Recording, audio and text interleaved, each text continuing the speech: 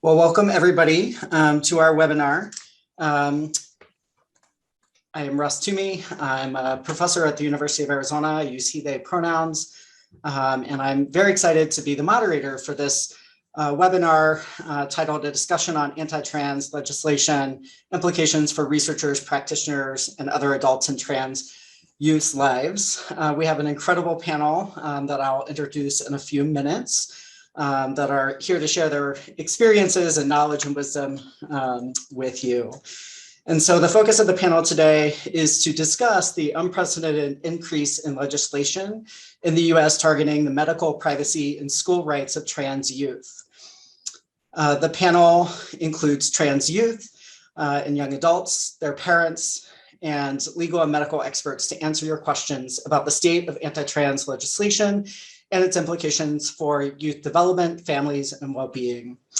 I also want to recognize that this week is Transgender Awareness Week, which seeks to raise the visibility of trans people and address the issues that our communities face.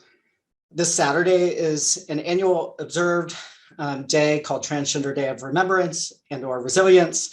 And this year it's particularly important as usual, to understand that our community, our trans community, has experienced the most recorded deaths of trans people in the US in recorded history this year, most of them Black and Latinx trans women.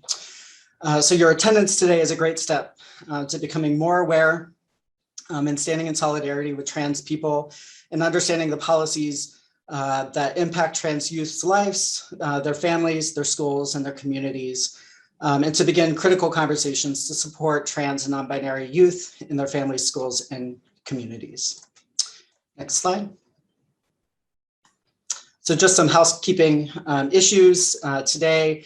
All attendees should use the Q&A function to ask their questions, and we have dedicated about 20 to 25 minutes at the end of the webinar today for question and answer with the panelists. So please add those to the Q&A box. Attendees can use the upvote feature in the Q&A box to upvote questions that you really want to hear the answers for. Attendees can also use the chat function if they have any technical issues, and SRA staff will assist with that. And please, you can live tweet this webinar using hashtag SRA webinars. Next slide. And so we have just an incredible panel here today to share their experiences. And I'm going to read off the bios in order of that they'll be speaking and sharing today in terms of our outline. So first is Asaf Orr. Asaf is a senior staff attorney and director of the Transgender Youth Project at the National Center for Lesbian Rights. For more than a decade, he has litigated precedent-setting cases that safeguard legal rights that ensure transgender youth can thrive. Asaf has helped develop transgender inclusive policies in a wide range of areas, including schools and athletics, as well as authored numerous publications. Next, we have Andrea Yearwood, who is an activist, athlete, and current college student. As a trans student athlete from Connecticut, she has been a fierce advocate for her right to compete, which has compelled her to fight for the rights of all trans athletes across the country. Andrea has been a featured panelist at the Harvard Graduate School of Education, Outsports Pride Summit at the University of California, Los Angeles, and more. No stranger to adversity, discrimination, and vitriol from opposing parents and spectators, Andrea has continued to raise her voice to advocate for her place on the track and other trans people in sport writ large. Bolstered by the support of her friends and family, Andrea is motivated by the strength of those around her to continue the fight for trans athletes to compete as their authentic selves. Next, we have Daniel Trujillo. Daniel is a 14-year-old and is in 8th grade, residing in Arizona. He loves to play music, especially his guitar. He also loves to play basketball, and most importantly, loves spending time with his friends and family. Next, we have Debbie Jackson. Debbie became an accidental advocate for transgender rights in 2014 when her speech about her daughter's social transition at the age of 4 went viral. The self-described former, quote, conservative Southern Baptist Republican from Alabama, end quote, now speaks on behalf of transgender children and their families around the world. Debbie is a founding member of the Rights Campaign's Parents for Transgender Equality Council and has been a consultant on an Emmy Award-winning ACLU documentary about transgender children.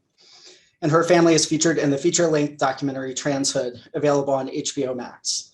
Through her organization, Gender Inc., she works with schools to support youth who are transitioning and to create transgender inclusive policies, and works with LGBTQ organizations across the country to develop strategic messaging around policy and legislative issues. Her daughter, Avery, now 14, has also told her own story in a children's book, It's Okay to Sparkle, and was featured on a cover of the Gender Revolution issue of National Geographic magazine.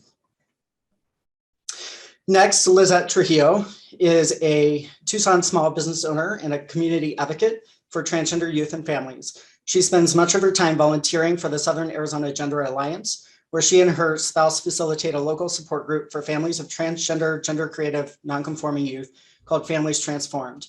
She also co-facilitates a support group for Latinx Spanish-speaking families for the national organization Trans Families, which is part of gender diversity. When she is not helping families, she is participating in trainings at school or at conferences to help bring awareness around transgender youth and family experience. Her local efforts have brought her national attention, and now she serves as a member of the human rights campaign Parents for Transgender Equality Council. Lizette is a proud mother to a 13-year-old transgender son and enjoys being a mother above all else. You can hear about her experience, the experiences of others, and the importance of allyship on the podcast that she co-hosts with our next panelist, Dr. Drew Cronin, called I Stand By You with Lizette and Drew. Lizette has learned so much through her child's experiences, the experiences of families she supports, and is committed to continuing to bring awareness regarding the rights and needs of families of transgender youth locally and nationally. And then finally, our final panelist today is Dr. Drew Cronin. He is a board-certified pediatrician with extensive experience and training in the care of transgender youth, adolescents, and young adults. 7 years ago, Drew was a general pediatrician practicing in Tucson, Arizona, when he met a young trans boy who was being fired by another pediatrician who refused to respect the 8-year-old's gender identity or his bodily autonomy. In response, Dr. Drew's team built a medical home for over 250 children and teens that provided a comfortable space for youth and their families to get evidence-based, empathetic answers about gender identity and guidance to resources. He really enjoys exploring the pathway for whatever the right medical transition is for a given youth and their family. Drew loves being part of the journey as youth become more comfortable with who they are and who they will become. He prescribes puberty blockers, hormones, and related therapies with an informed consent assent model for those who desire a medical transition. So that concludes the introduction of our panelists. And so now we get to jump in. We are going to start by having Asaf answer the question, where have we been and where are we now with anti-trans legislation? So I'm going to pass it on to Asaf. Thanks, Russ, for that introduction, for this invitation to be here with you all today. So I think where we have been, starting there, I think many of you can remember now about almost 10 years ago, it feels like, where there was lots of rumblings about bathroom bills, and we saw, a few years later, we saw North Carolina and a number of other states pass, bills that sought to restrict transgender people from using the facilities consistent with their gender identity. And very soon after, that fizzled out, right? The courts stepped in and they enjoined these laws from going into effect. We saw Roy Cooper lose his gubernatorial race in North Carolina, and the conservative movement sort of decided, okay, bathrooms are not the issue, right? That maybe they were for the moment. We got people riled up, but that's no longer the issue that we can continue to use. But they still kept this idea of, okay, well, if we target transgender people, that gets our base really riled up. It gets people concerned, and I'll put that in quotes, concerned, and it gets them activated around issues that we think, that essentially get them to come out and vote for us. And so then fast forward to 2016, And we have in the Kentucky gubernatorial race, Governor Beshear was set to win, which he ultimately did.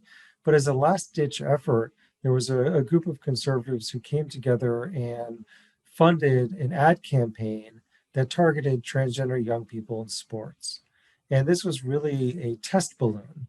One, they did hope that it would allow the incumbent governor, Republican governor, to win the race. But they also thought, even if he doesn't win, we want to test to see how this tracks with our voters. And what they found is that because transgender people, in particular young people, there's a lot of misconceptions around medical care and around who they are, and there's also this confluence of also fear about or protection for this idea of wanting to safeguard opportunities for young women in sports, that they really kind of struck a nerve with a lot of voters.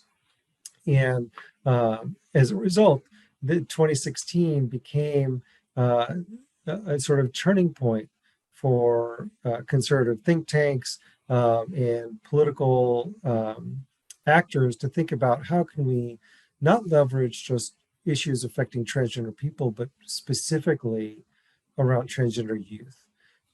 There's a lot, some people came to it again because transgender youth are young people, and there's this sort of more general feeling of we have to protect them, and that's what government is for. And other people came into it because we're talking about sports, but it really got a lot of the conservative base engaged. And so we saw this kind of slow buildup in sort of talking about these issues. Then, following 2016, there were a number of books that came out, sort of laying out this, why supporting transgender young people is bad, or why it's harmful to them, and why we shouldn't allow it. And we started to see, again, more and more attention come to this issue. And then 2019 came. And although most of us associate 2019 with sort of, I guess, the beginning of the pandemic, and have lost the last year and a half or so in time, that was really the beginning at the end of 2019 where this was starting to ramp up, where conservative legislators were starting to say, so we're starting to pre-file bills to say we want to consider this in the coming legislative session. And so they started to consider those bills, and all of a sudden those bills started passing. And we saw, for example, in Idaho, they passed a ban on sports, transgender athletes competing in sports, and then everything shut down. And then because of the pandemic, as things shut down, legislatures had to shut down. And so what we saw this sort of initial interest in passing these bills, but because of the pandemic, Idaho was really the only one that was able to pass a bill, and that was to ban transgender young people from competing in sports consistent with their gender identity. And as the pandemic was raging, the ACLU filed a lawsuit to challenge the Idaho ban, and ultimately a federal court in Idaho agreed that it discriminated against transgender people, and it violated federal law and prevented it from ever going into effect. As the pandemic continued, the conservative think tanks and folks continued to kind of build this fervor around transgender young people, and why it was so terrible that transgender young people were allowed to compete in sports, were being allowed to transition. And these were all things that had been said in the context of adults, but were now really being used and weaponized against young people. And then really what we saw, this all really came to a head again as the pandemic started to lift again in mostly conservative states in the 2021 legislative session.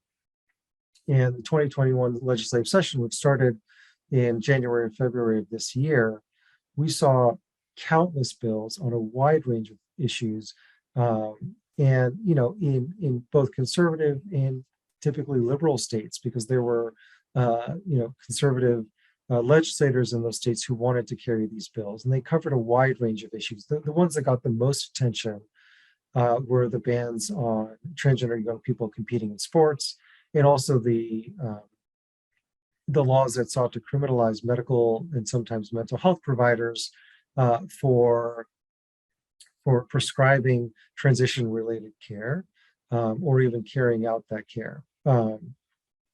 And they were billed, for example, the anti-trans healthcare bills were called, many of them were called like the Vulnerable Child Compassion Act, and given these titles to really feed into this idea that these laws were really protecting transgender young people instead of actually denying them medically necessary treatment.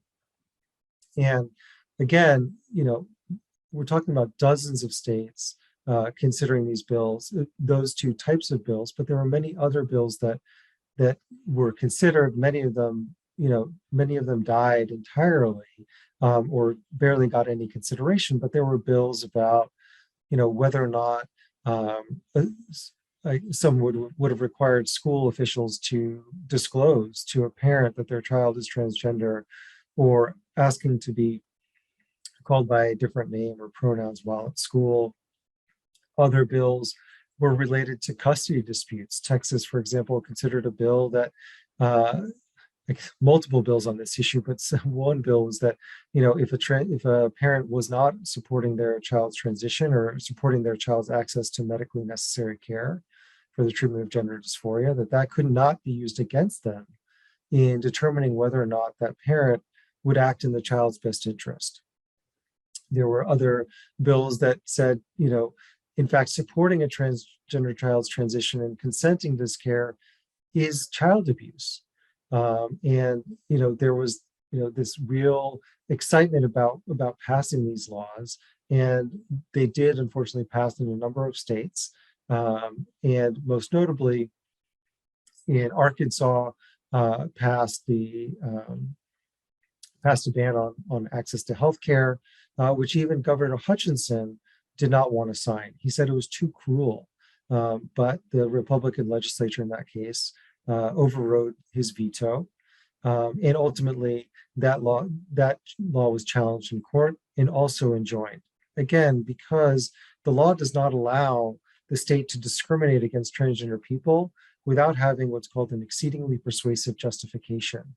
And it can't be something that they come up with as a convenient argument as part of the litigation. It has to be something that they considered at the time that the law was passed, and it has to be an actual justification, right? And what they're saying is that these treatments are experimental, they're harmful, but the reality is that every major medical and mental health association in the United States, as I'm sure Dr. Cronin will talk about, has adopted the standards of care promulgated by WPATH, the World Professional Association for Transgender Health. And this is the standard of care. It is, in fact, the only safe and effective treatment for the treatment of gender dysphoria. And so courts have easily stepped in and said, no, this law does not purport to do at all what you say it's going to do, and therefore does not meet the very heavy burden that the state has to show if it wants to enact a law that discriminates against transgender people. And the other type of law that passed in a number of states is bans against health on transgender athletes. And again, for example, in West Virginia, the bill was challenged, and again, the court prevented it from going into effect because all the reasons that the state said they needed to enact a law like this to protect women's sports, to ensure fairness and equity, didn't actually pan out. When you look at the data, when you look at the importance of transgender people being able to compete in sports consistent with their gender identity, the court easily found that this law support actually doesn't further any interest of the state, and is prevented from going into effect. And now I'll just wrap up by saying we're starting to head into the ramp up to the 2022 um, legislative season. And we're already talking about seeing, legislators are already talking about filing these bills again. For example, in Alabama, a bill that has considered a state that's considered a number of these bills, the legislators who want to ban transgender young people's access to transition-related care pre-filed their bill 5 months ago, 7 months before the legislative session is going to start. So they're really, again, eager. And I think going into an election year, we're going to start to see more and more of this again, because it's really something that excites voters, regardless of whether or not they pass, these bills actually pass and are signed into law. And I'm sure the other panels will talk about the significant harms that even considering these bills has caused. And I'll turn it back over to Russ.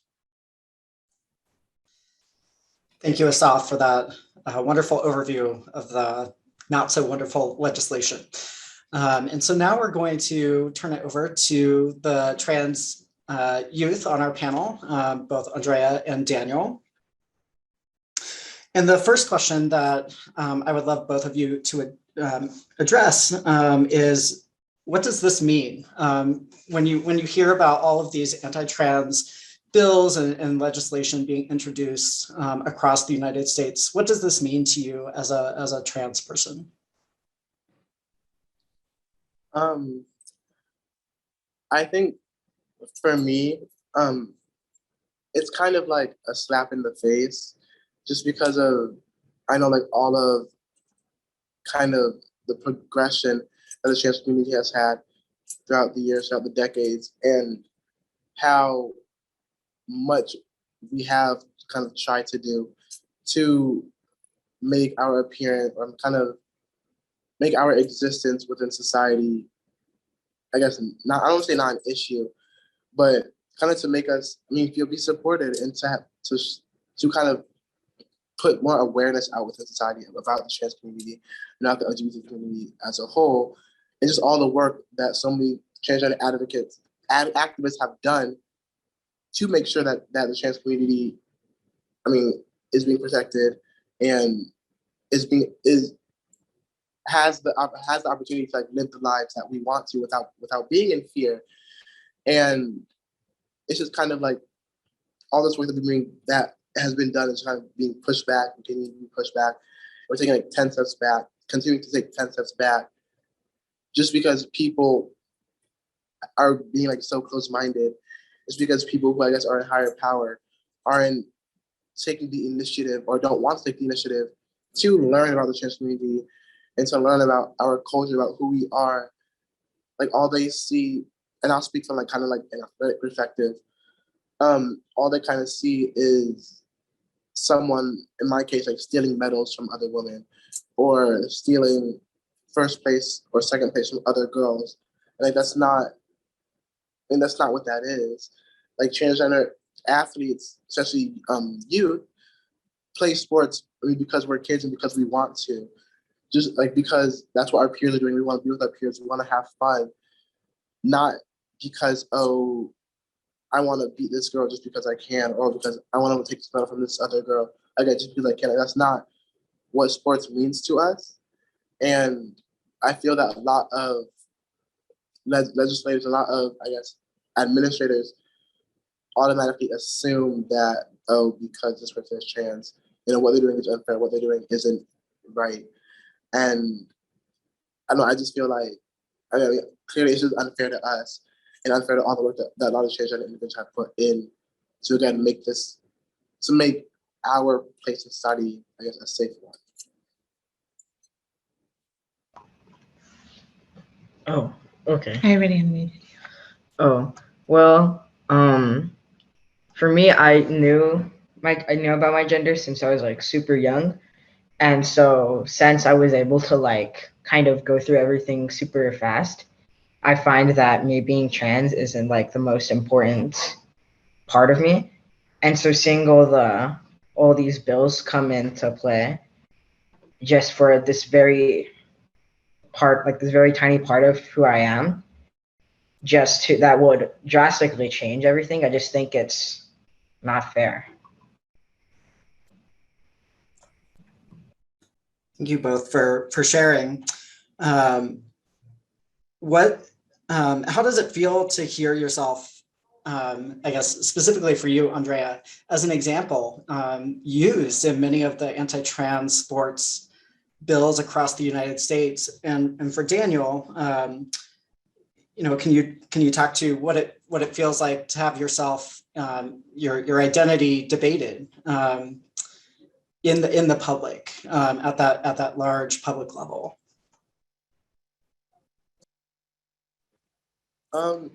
I guess for me,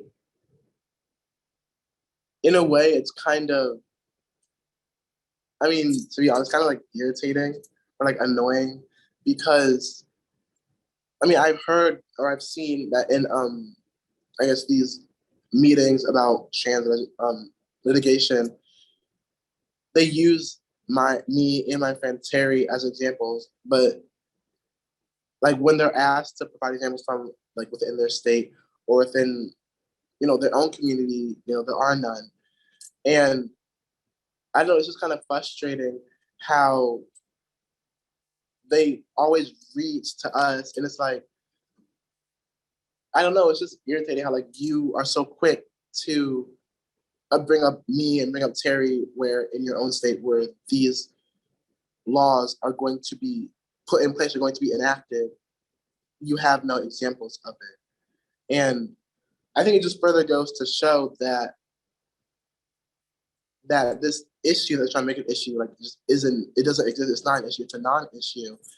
And again, it just further goes to for you to have to go to an entirely different state to pick one example of trans athletes, not even like doing anything wrong, just further goes to show that you're doing this for really no reason. And you're making these laws and you're making these bills. Again, like there's no justification behind them. And the justification that you do think you have isn't like, it's not accurate.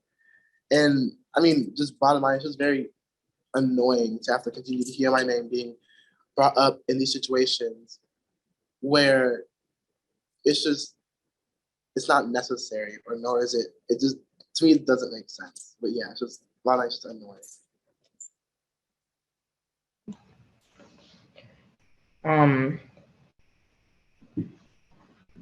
What has it meant for you to be like when you have your identity debated and to hear it be debated in such a on a national scale, right? Like, what does that mean for you? How does that make you feel? Well, I just think it just doesn't make sense. Like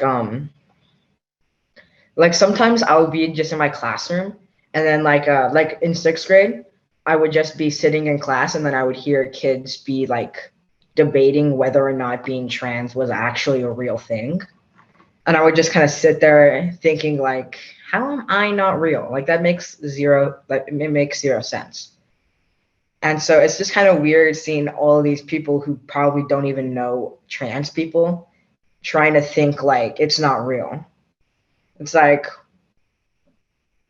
if you've never seen it, if you've never seen it happen, then like it just doesn't make sense. And then like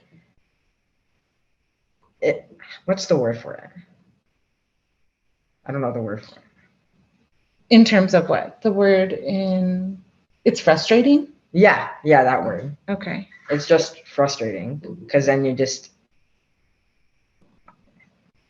doesn't make sense. I think, can I bring up the example you gave me recently? Yeah.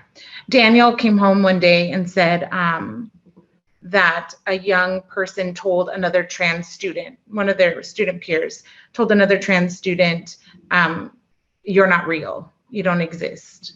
And I mean, they laughed it off, but I think having to constantly prove and explain your gender identity, I'm sure is exhausting, right? Well, yeah. Because then if one person's just like, well, it's not real, because I think it's not real. And then, but there's no evidence backing up that it's not an actual thing. But research says differently, right? Wow. And you are right here. You and Andrea are right here, right? Yeah. And so And so, yeah, like how can it just not be real? Right. And you're deserving of respect and dignity. Yeah. Thank you. And then one final question for you both. So we have, I'm scrolling through the list of attendees, and we have a lot of adolescent focused researchers. So people who study adolescents on this call, as well as people who work with adolescents directly. So what do you want people to know who either study adolescents or work with adolescents about your experience?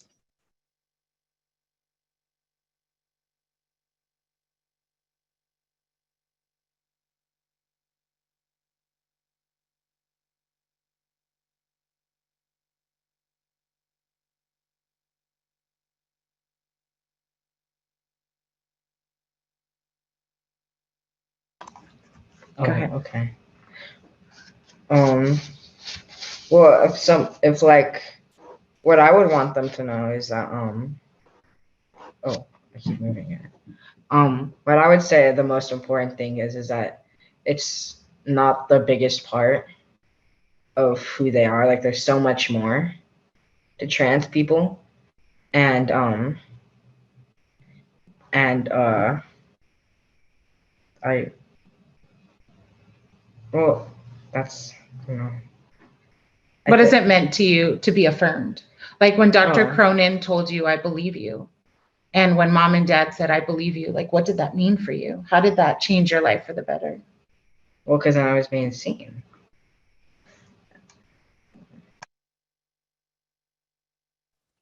I kind of want to piggyback off of what you both had said and kind of just reiterate that, yes, there are other parts of us.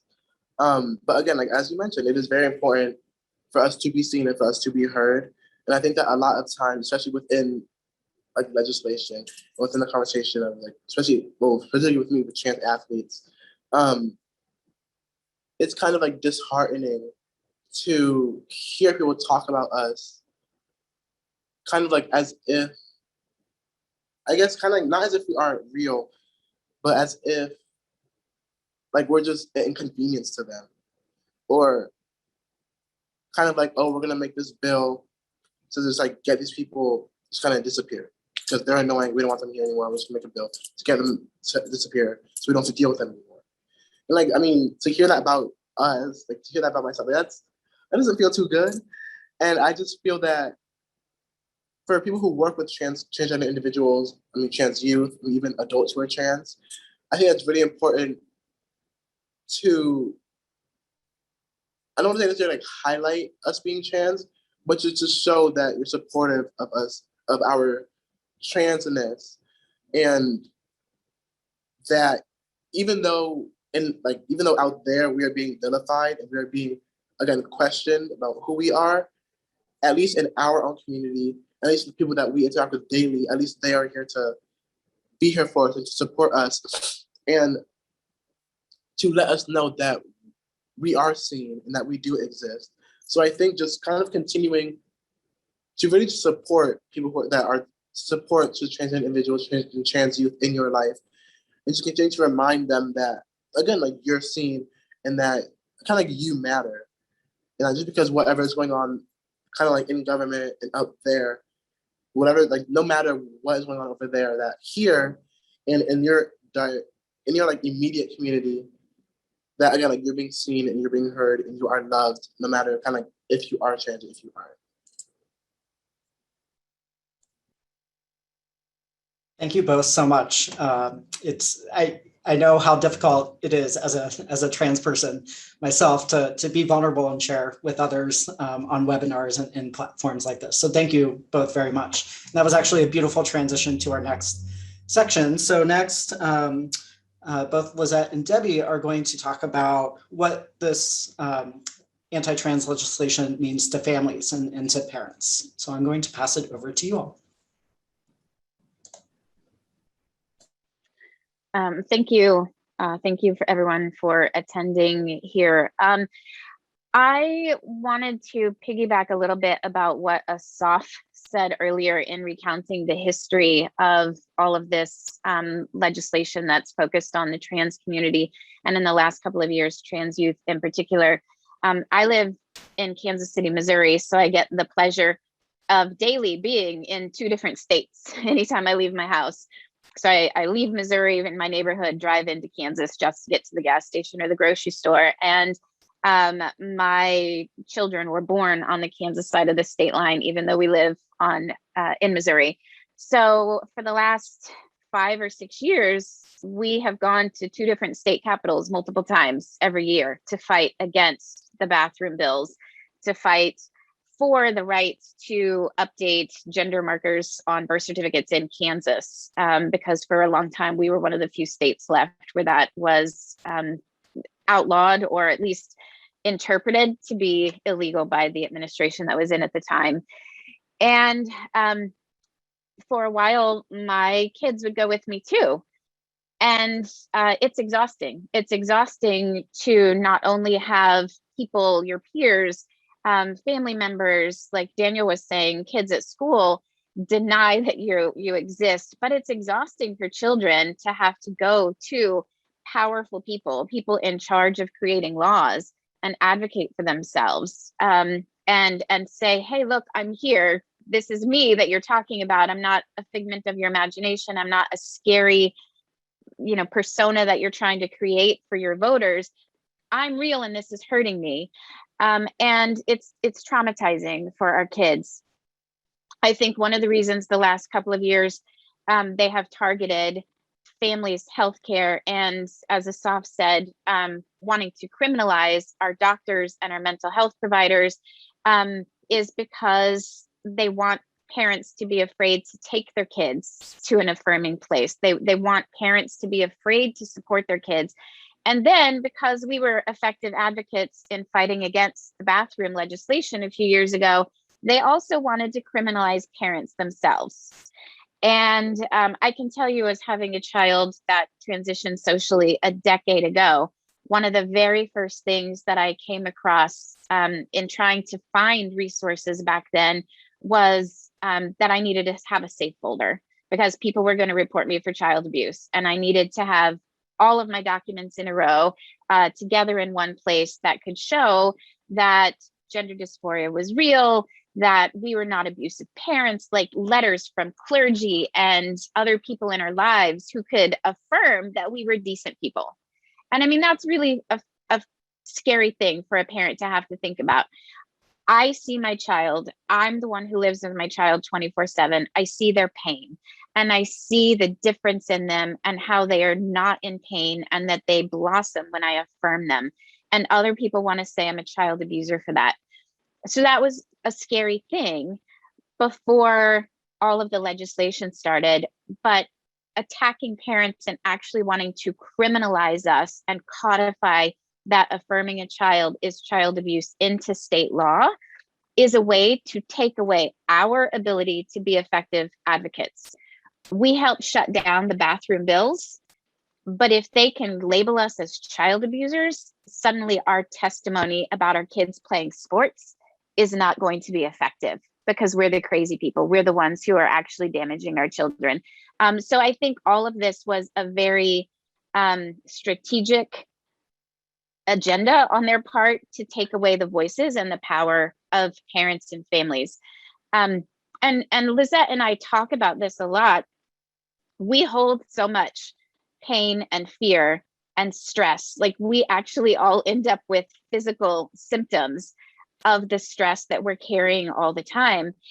And at the same time, we're trying to protect our kids from it, even if they are joining us to go and talk to legislators or to push back against bills, to be public, to do interviews, to tell our stories. We still want our kids to have a childhood, and we still want them to have a sense of normalcy. So we are trying to protect them from the bulk of what's happening out there. And that re-traumatizes us. And it feels like we're constantly living in a state of PTSD. It's the only way I can describe it. The only problem is the P is not there. We're not post anything. we are smack in the middle of it. And we know that we are going to be in the middle of it for the next several years. And that's painful and it's exhausting. So one of the reasons that Lizette and I wanted to join together and create this resource on the SRA website is because we needed to first come to a place of affirming our children. And then that's what we do internally in our homes. We see them, we validate them, we affirm them.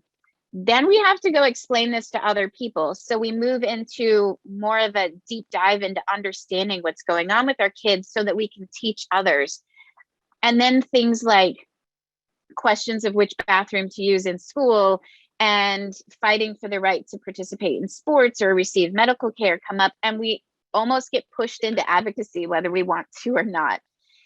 And then there's intersectional issues with BIPOC families and all the layers that they have to go through. So we wanted to help parents go through the processes that we've already been through for the last year or the last decade. I mean, because it would have helped us so much to have all of these things in one place, like one trusted resource. How do I trust which medical advice to follow? How do I find who is actually an affirming provider and not someone who's going to try to convince us that this isn't real and invalidate our children and cause them more pain and trauma in the meantime? So that's why we wanted to partner and help put this together. We've already been through it and we want to help other families through it. But I can also say that after doing this for so many years, we're just exhausted, and we're hoping that other parents are able to walk through this too, and other allies are able to go through and learn everything and come out and support us publicly as well. The next several years are going to be hard, and we're tired, we're drained, and we're losing steam. And we need that support from the community. We're not going to stop fighting for our kids, but I think we need to know that we have people standing with us and standing behind us who will also come out and be just as loud and just as vocal as we have been, because our kids deserve a break, and we could use the bolstering of the community behind us.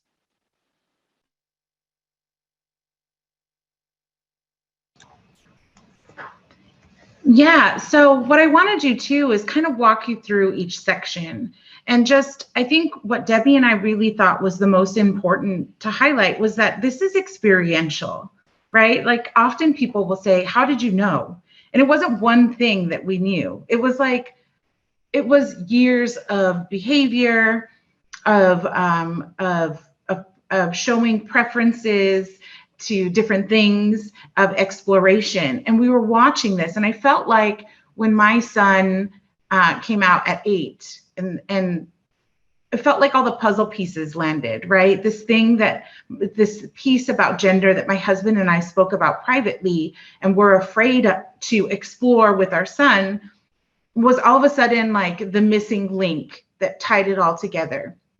And the reason why I say I was was not afraid because my child was transgender. I always like to say this. I was afraid because I understood societal oppression and stigma.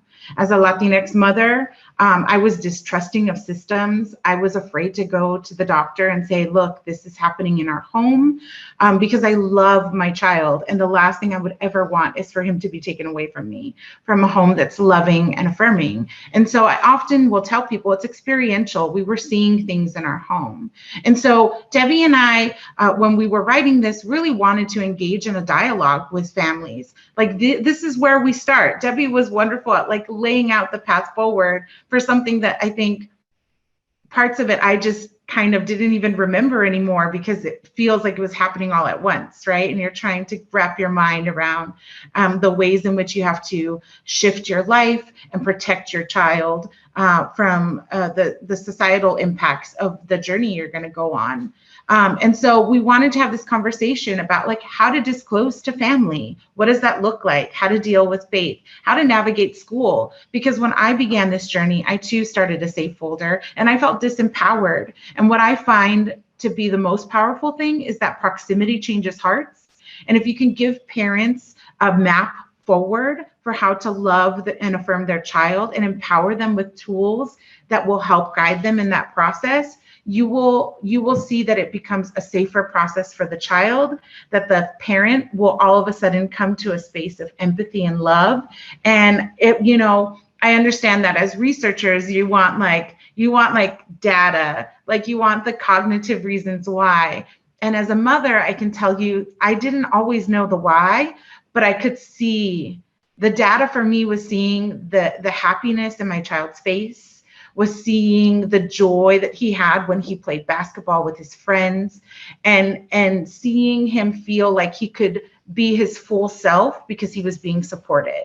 And really, that's all we want as parents, right? We want to like give our kids wings to fly out and be their best selves. And so when we were writing this, writing these portions of the website, we really wanted to map out like, what does it look like?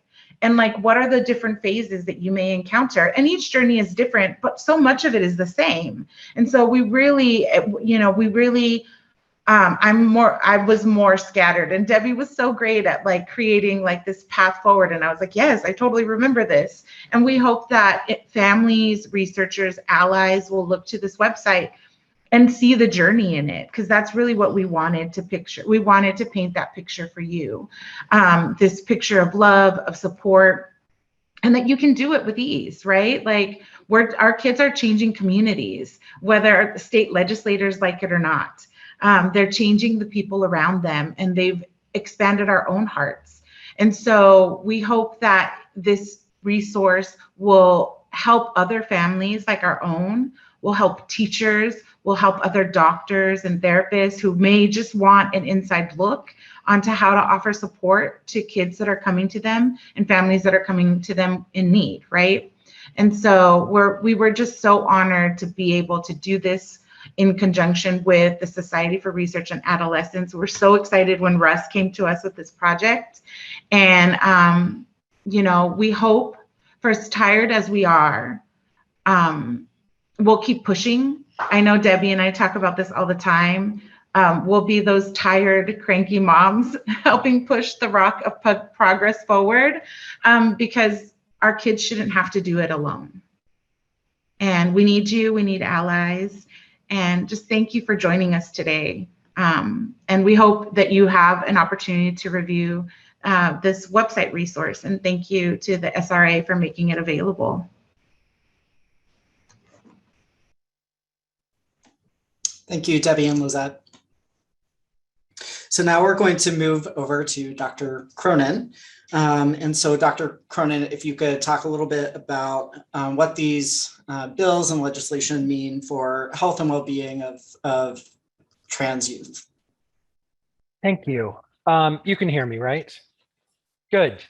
Thank you so much for asking me to do this today. This is a topic that is very near and dear to my heart. As a pediatrician in the 21st century, we finally have discovered that everything comes down to social determinants of health. That really is our world now. We think about our patients going to sleep at night, worried if there'll be breakfast the next day, concerned that their father might be deported, or just terrified the car they're living in will break down. And we know that all of these ACEs will adversely affect their physical and mental health in ways that I think we are still learning to understand, and that I think y'all at SRA are actually giving us the tools to understand. And while we think about abusive parents and guardians on the list, we don't typically think about the government. But quite frankly, threatening a child's life by criminalizing their medical care, liberty by limiting their basic bodily functions outside of the home, and their pursuit of happiness by ordering them off sports teams is just that. It is abuse. And that is having effects. We can see the direct effects already. I think Arkansas is the best example. With trans youth there, this making gender affirming care illegal, which quite frankly, the majority of my gender affirming care is using people's affirmed names, their affirmed pronouns, and providing them resources and support. And those are things that I really do not understand how we can make those illegal. like these really amazing youth we have on the panel were saying earlier, it's just astonishing to me. I know that Dr. Michelle Hutchinson, who is a doctor in Arkansas, largest provider of hormone therapy in the state, she said in a number of interviews that in her office, since the bill was passed, there was an uptick in suicide attempts among her patients. And that's exactly what we expected would happen. It's what we told legislators would happen, and it's what happened. The second area we see direct effects is on the families. When families see these bills coming, when they arrive, they look at leaving, they look at moving, they look at severing all of their social connections. And that has nothing but negative effects on them and their children, because we know that when families leave stability behind, it hurts all of their physical and mental health. And the third area we see direct effects is on healthcare providers. We know that the providers in Arkansas and actually the other states where this has been threatened are risking their licenses, their livelihoods, and their freedoms by providing medically necessary care. None of us, I think, expected that this would be the field we would be working to. I like the idea of Debbie talking about the accidental activism. I think we fell into this because we had kids who came to us and needed us, and we realized what incredible work we could do with these families and the children. I have to say, it was really heartening, the initial response in the gender affirming healthcare networks I'm in after these bills started coming in were things like, how do I get a license in Arkansas so I can practice and send medical care if I need to? Can I fly to the border and hand out medication to kids who need it? Or even those of us who are emailing each other and saying, if I go to Arkansas and I get arrested, do you have a SOF's number so that he can help us out? There also, though, the thing that is really important is we all know these bills aren't really about healthcare. They aren't really about sports. They are exactly what Andrea said earlier. They are about erasing our trans youth. And so the indirect effects are even more important. So this is in states where we're not seeing these bills coming, they're not passing, they're not coming close to passing. And so we see increased stresses. The Trevor Project has been incredibly busy the last few years. They're a suicide prevention organization for LGBTQ youth that I'm sure most people are familiar with. They did a survey showing 86% of LGBTQ youth said recent politics have negatively impacted their well-being. 86%. That's really scary to me. We also know that for families in these other states, that no family is expecting their children to come out. It is a journey for all families. And so if you have a family that is kind of questioning whether to affirm or not, and they're hearing the number one fear that parents have, honestly, is the safety of their children. And so when they hear that states are making their children's basic lives illegal, it makes it harder to affirm their kids. And finally, with healthcare providers, I had originally worked in Arizona and helped to start a center there. But I wonder, looking at it now, if it was today's political climate and not 8 years ago, would I have been able to start that at a community health center? Would I have been able to train the next generations of doctors on what to do? I'm also seeing indirectly trickle down of bad information. Typically, when this legislation is discussed, there is so much wrong information thrown out about desistance, about side effects of hormone therapy, about mental health effects on trans youth being affirmed, which are just blatant lies or manipulations of data.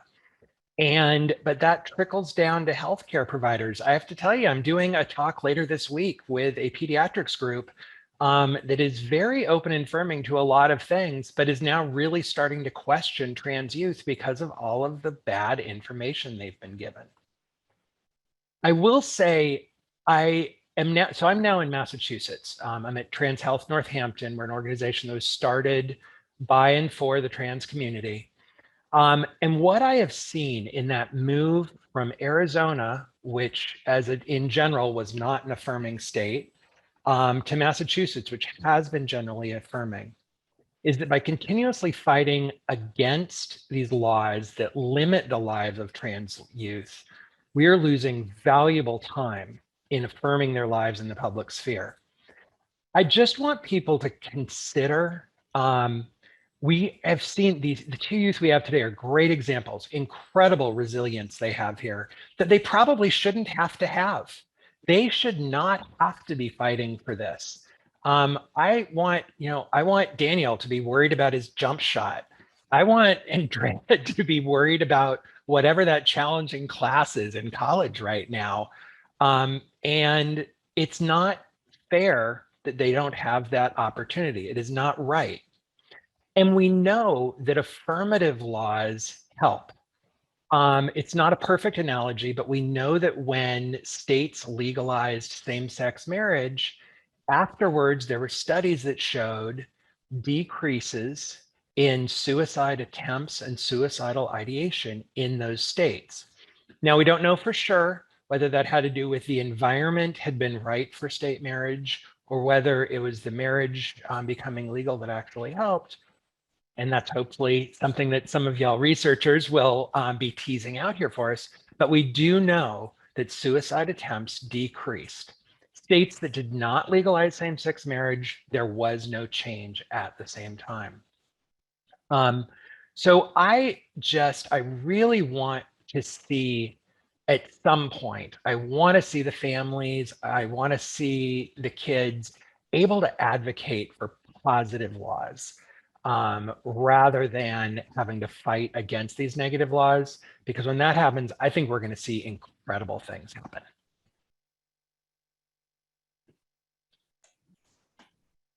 Thank you, Drew. Thanks. Dr. Cronin, I should say. You can say Drew. So the next portion, Emily, if you could highlight the website again. I wanted to introduce, we've heard now from the voices of young people themselves, from their parents, from their attorneys, from their doctors, the negative consequences of these bills, even potentially even debating these bills. Dr. Cronin brought up the Trevor Project, and they actually in September published some data on their website specific to Texas, which has been the state that has seen the most anti-trans bills introduced. That they received, there was an increase, I believe it was 150% increase in the number of contacts to the suicide prevention hotline from Trevor in 2021 when these bills were being introduced compared to 2020 during that same period. And of course, again, they can't link it directly to the introduction and discussion of these bills, but 150% increase in calls should be cause for concern. And for those on this call, additional research onto, what are the mere consequences of just discussing these bills, not just enacting them and passing them. And so we've heard directly from folks today, but behind the scenes, there was a group of researchers also working to develop a research brief that went live at the very end of last week. And so it's highlighted right now. I want to shout out to the co-authors of this report, Alexa Martin-Story, Charla Biefeld, and Evan Smith. And we developed this report really with the intent that parents and advocates and folks who are going into legislative hearings to provide testimony could print off whatever section they needed of a summary of what does the research say. And I'm not going to walk through this entirely, but I do want to highlight that, even though we know that trans and non-binary youth experience pretty staggering disparities in terms of mental health, the majority of trans youth do not report negative mental health the majority of trans youth are resilient and are thriving. And so I think that's always important to remember, particularly during Trans Awareness Week, when we can focus in on the violence and the death. But it's also important to think about the resilience and just the amazingness of trans people and trans youth. And it's important to think about what we know about the promotive factors and the protective factors from research in terms of, why are the majority of trans youth thriving in the midst of this pretty negative climate that they are living in. So we know things like parental support, we know things like positive relationships with teachers, access to name and pronoun use in schools and a variety of contexts are associated with better well-being. And so in this research brief, you can go through the 3 different sections, and I'll make sure the link is in the chat in a minute. But in this research brief, we talk about what does the research say about trans students participating in school-based athletics. And so we heard from Andrea earlier specifically about that context. And so we have the research that exists, which is minimal. There has been very minimal research on trans youth participation, but the research that does exist shows that it's positive and it's beneficial for all youth. There's even some emerging research showing that in states that have restrictive policies, that they actually saw a decrease in cisgender athletes' participation in sports. And so, it is possible that by engaging in restriction, we're actually restricting more than just trans youth participation. The next section talks about trans and what we know from the research in terms of trans and non-binary adolescents access to medical care. And so the research in this area is very consistent in that when indicated, when youth receive access to medical transition, whether that's puberty suppression or gender affirming hormones, that they report better outcomes. And so you can look through that section in terms of medical care. In that section, we do highlight adolescent-specific decision-making processes and bringing in cognitive development and brain development, because we know that young people are able to make these decisions with their medical providers and families. And then finally, the final section deals with adolescence and privacy. And so Asaf, I believe it was Asaf, had mentioned that some of the laws, none of which have passed, have talked about having schools out trans or gender diverse young people to their families or to their classmates or to other folks in the school. And so we talk about the potential ramifications and consequences of a bill that would allow for that lack of privacy for trans youth. So that's a very brief overview of the research brief. I encourage you all to check that out more. But now we're going to actually move into the Q&A period. And so we do have about 5 questions in the chat or the Q&A so far. Please do add your questions here. I will be happy to ask them. The first question, I think maybe is directed to Asaf, but perhaps anybody can add.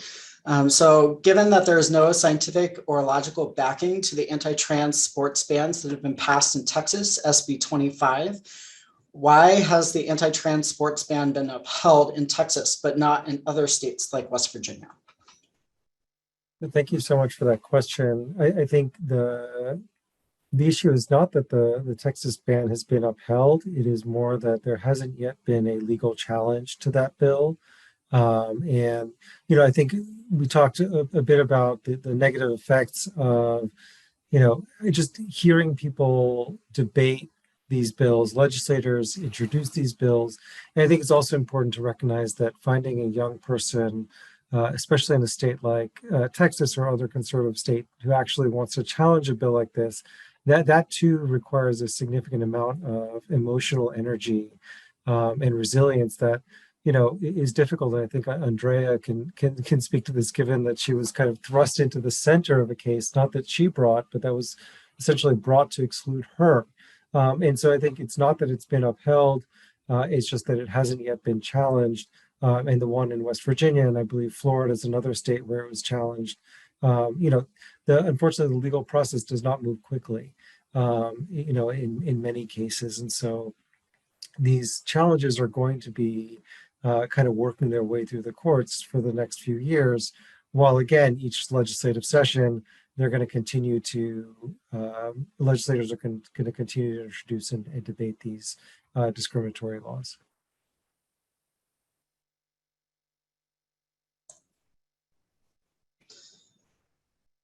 Another question is specific to Andrea and Daniel. And so how has racism intersected with your experiences with anti-trans discrimination in your schools and social activities?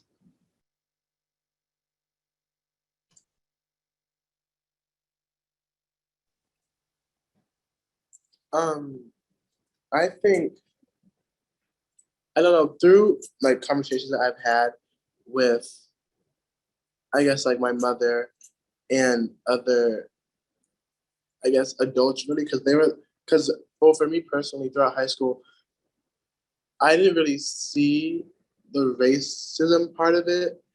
I don't know if it just wasn't like apparent to me at all, or I don't know, maybe I wasn't looking hard enough. But it's actually, I think my mother, who was one that like kind of brought it up to me, and she had kind of said, well, I guess kind of made a comment that like within the world of athletics, within the conversation of like transgender individuals, even maybe intersex athletes as well, there is a lot of targeting of like Black trans women. I mean, me, Terry, Castro Semenya, even I guess she really isn't part of it, but I mean, I guess she is. The I forgot their name. So the sisters Serena Williams and Venus, like kind of just the over what's the word? Criticization of like Black women within that sports. And I guess personally, I mean, I didn't really see it at first, but my mother had mentioned it, and I guess within my own community, I guess there probably was a bit of racism, I guess, added to the kind of vitriol that Terry and I experienced. But I feel like it was kind of hard. Personally, I feel it was kind of hard to see it because there wasn't, I guess, in my personally, like another white trans athlete to kind of, I don't say compare it to, but I don't know if this makes sense, but like kind of, we were the only two trans individuals in Connecticut running. So we could only compare it to ourselves. We didn't have anyone to compare it to within our state. And because like Tara and I were both Black, I felt that I think it'd be different if like I was Black and Terry was white. I think then it would be easier to see the racism in it, I guess. But I think because we were both Black, it was a little, for me personally, it was just harder to see it blatantly.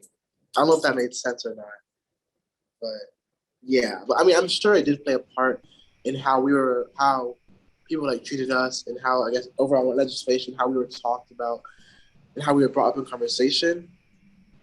But personally, I didn't really see any, I don't want to say like specific instances. But I don't know if like you had any different. I actually want to talk to this. Daniel asked me, he was like, I feel scared he said he felt like maybe I should take it. So I'm going to take it. I think that there's a reality to the fact that when you want to marginalize people, you reduce them to their body parts. And this has been historically used against Black female athletes. This is used against women, right? Like, how do we reduce people to their body parts? And how do we minimize the validity of who they are? And so racism is at the heart of all of this.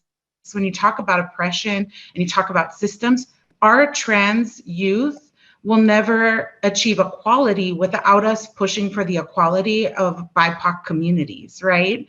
And so like we are tethered together through policy. And what I like to remind people is that we're moving backwards. We've actually never lived in a country where true equality has existed. We're actually pushing forward for progress that would include people who've been systemically left out, right? And so when we talk about this, you always have to look at race. And to touch on what Andrea is talking about, we are all conditioned and socialized to believe in the stereotypes that we're taught, right? And sometimes we can't see it. I, as a Latinx woman, didn't understand colorism or really understand why I was constantly asked, "What are you?" from the moment I think I was 5, until I was old enough to see and understand the nuances of racism and microaggressions and how they impact us, right? And so when I was old enough to like break that apart and say, "What are you?" Oh, that's actually really inappropriate for someone to ask me that. That was a way to dehumanize me, right? If you don't have to actually ask me as a person, where is your what is your ancestral origin as a human being, right? That would have been a different question. And so I think that what Andrea is saying, I didn't have something to compare it to, is actually how racism becomes normalized and how difficult sometimes it is to be able to see like what is happening and what is at the heart of the issue. What I often talk about with Daniel when we talk about violence inflicted on BIPOC trans people, especially trans women of color, is I tell Daniel, you are a man in the world and you're also fair-skinned, right? And so your experience and your privilege in that sphere is gonna be different than somebody who looks different, who has darker skin and who is impacted at the intersection of race and gender. And so I think these are really important conversations to have. I think that it's a hard conversation for young people to have.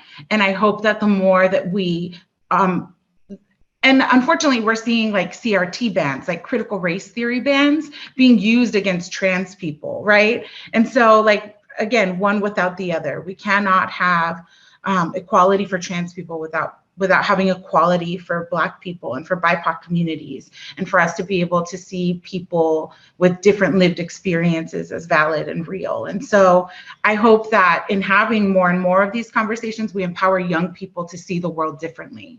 And we empower them not to internalize the bias that they experience, but to like break free of it and create a better tomorrow. And thank you, Andrea, for talking about that, because I watched you struggle to answer that question. And I know that at your age, I wouldn't have been able to break it apart either. And so thank you for saying that. And I love that your mom was able to kind of shine light and tell you like, no, this is what you're experiencing and it's all valid. Yeah, I mean, I agree. And I also kind of wanted to add that like within the media, there will be pictures circling of, sorry, my fault.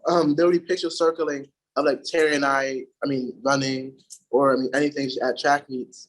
And in the image, like the image would, or like, I guess people would specifically target, like, again, like our bodies, like, oh, for example, Andrea's biceps are huge, or like just like certain things like that. How do I put this? That I feel like, I don't know if this is like feeding into the stereotype, but that normally, how do I put this? That typically Black and African American men and women share. Like they'd be like, oh, like so and so or Andrea's so and so is like very masculine. But I feel like, I don't know how to put this, but this is hard to explain.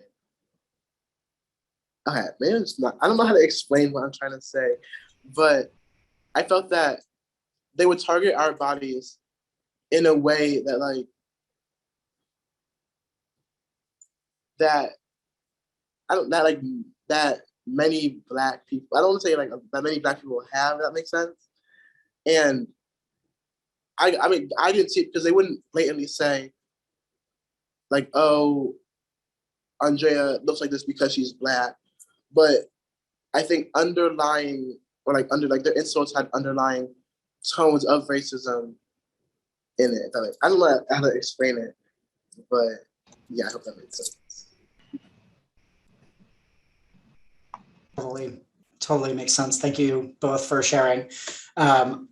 Just want to make sure, does Asaf, Drew, or Debbie, do you have anything to add in terms of how this intersection of racism and transphobia impacts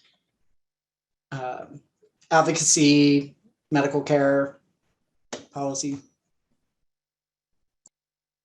I think the only thing that I would add is that, you know, it just adds another layer of weight and stress on trans kids of color, right? To then also, you know, then also go to the state house and try and convince legislators not to vote for these bills or to be plaintiffs in lawsuits to challenge these bills. It's sort of compounding constantly, and you know, is continuing to make them more vulnerable as young people, which is not where we want them to be. We want them to be able to be as resilient and to thrive, like all kids should.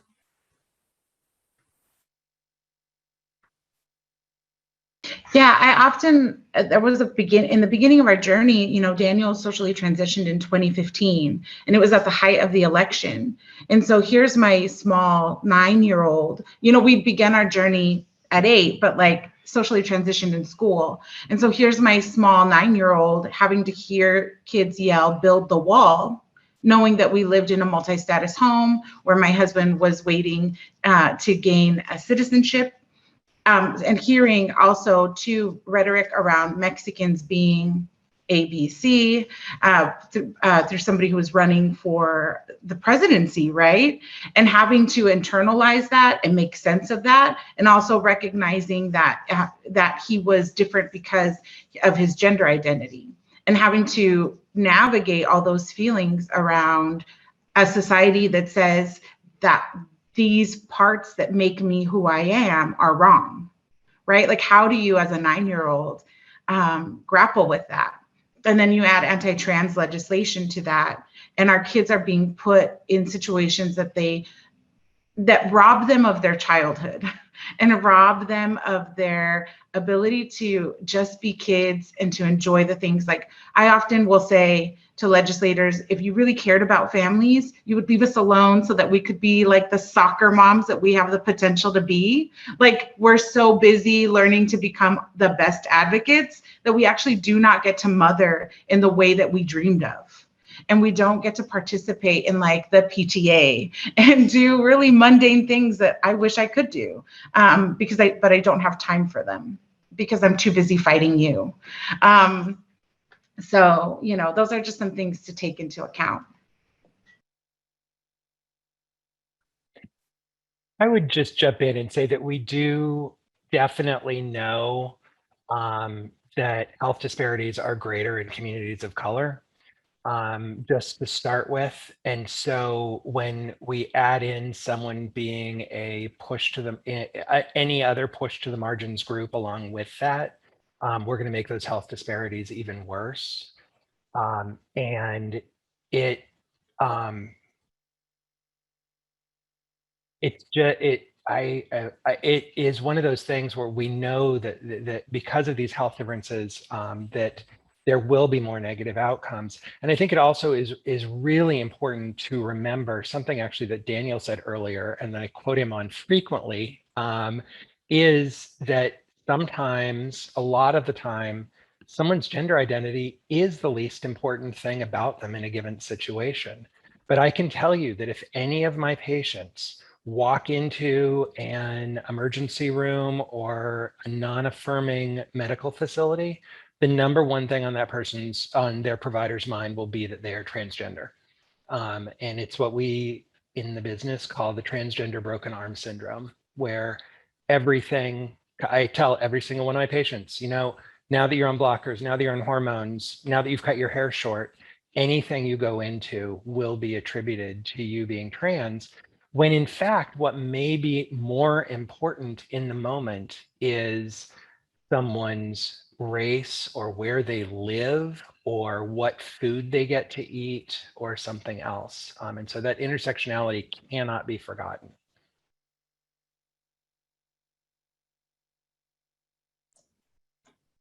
So related, we have another question that gets at intersections. Does anyone have any insight on how these issues are happening or occurring in other countries? Are there things that we could learn from other countries and their policies on this matter? I'd like to jump in on that. I'm actually part of a group of about 20 parents on Facebook. We have a little private group, and we have parents, a couple of parents in the US, in the UK, Australia, Iceland, Denmark, Israel, Spain, Portugal, Mexico, Argentina, and we compare notes regularly. We are seeing very similar conservative pushback against the progress that has been made, even in some of the most affirming countries. A lot of it is from the feminist-based groups. That's especially prevalent in the UK, and that is that's a big problem with the media that they have there. Is that anti-trans content is published multiple times every single day, and it really is impacting healthcare decisions, access, and even affirming policies that they have at the national level in their schools.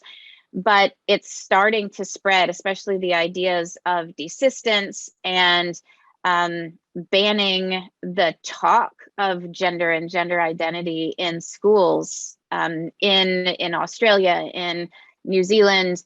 There's such a coordinated effort from these extremist feminist groups who don't respect trans people, but they're also causing a lot of division among the LGBT community. A lot of the LGB without the T, that's a big part of the movement that we're seeing in a lot of places.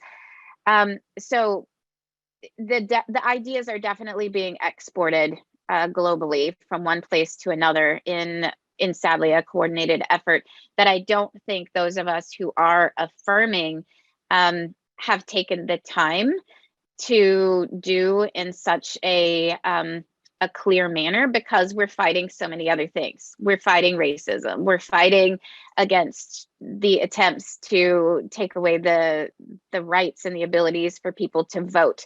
We're fighting against climate things. And it seems like we have divided all of the topics that are being brought up as extremist liberal ideas, rather than realizing that, as Lizette said, CRT is impacting trans kids. They're saying that it's extremist ideas and it's indoctrination of children. And we need to recognize that every single one of these issues is very much related in terms of our advocacy, and that we should all be supporting one another. Abortion is about being trans. It's about body autonomy and making decisions for yourself. The policing of Black and brown bodies is historical. It goes back hundreds of years. We know it's not new. The racism and transphobia and homophobia go hand in hand.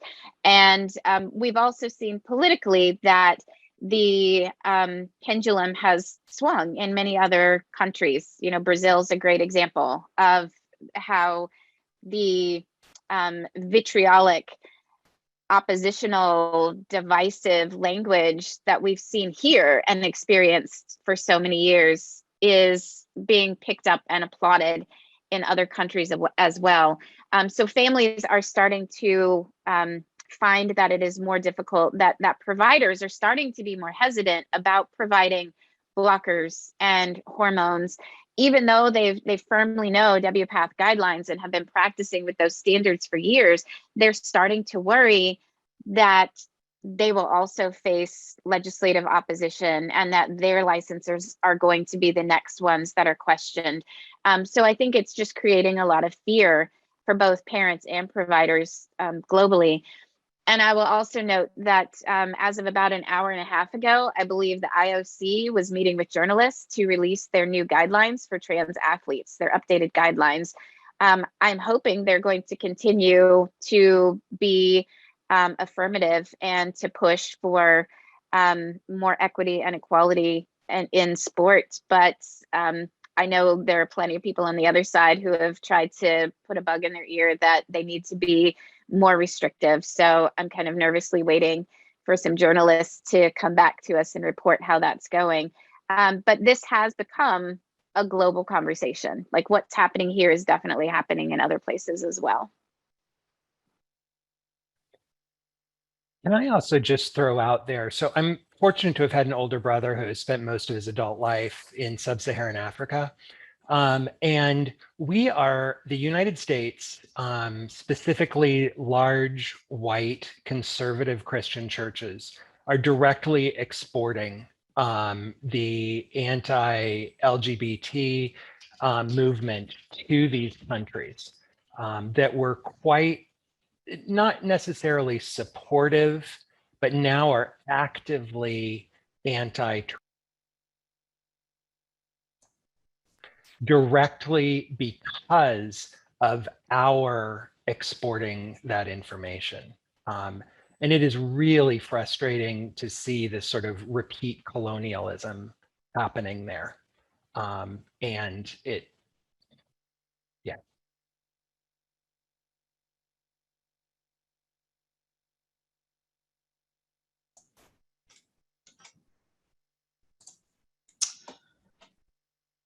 We only have about 2 minutes left. And so the other two questions are pretty deep. So I'm not sure that we want to get into them.